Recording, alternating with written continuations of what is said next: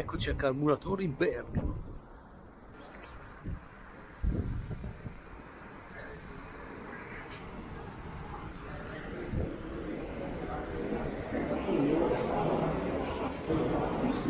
Scelsi.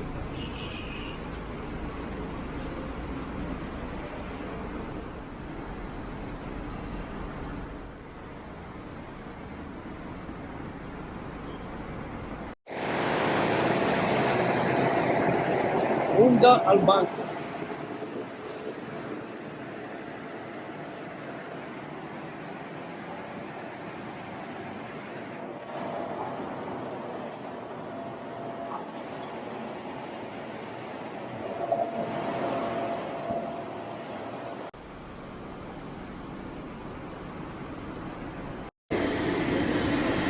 Tiro.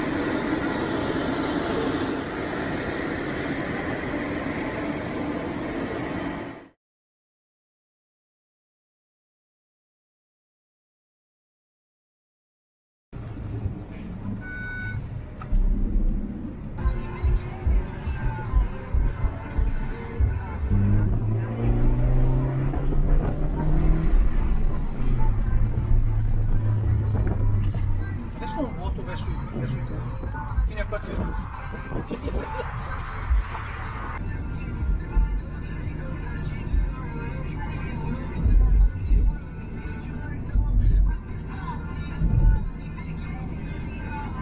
Stop wasting money. Usage register is slow.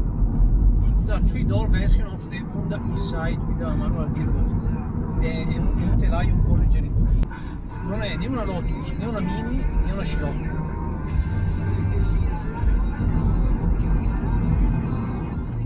The car is mostly the same.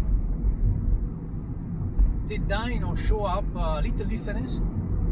Probably in the everyday use the car is even worse because it has lost a bit on the low RPM, on the medium RPM, and then it has a more typical Honda peak at the 6000 RPM, the typical RPM that you use in your everyday life.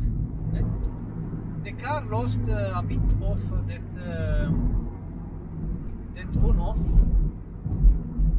on-off, probably style, diesel style.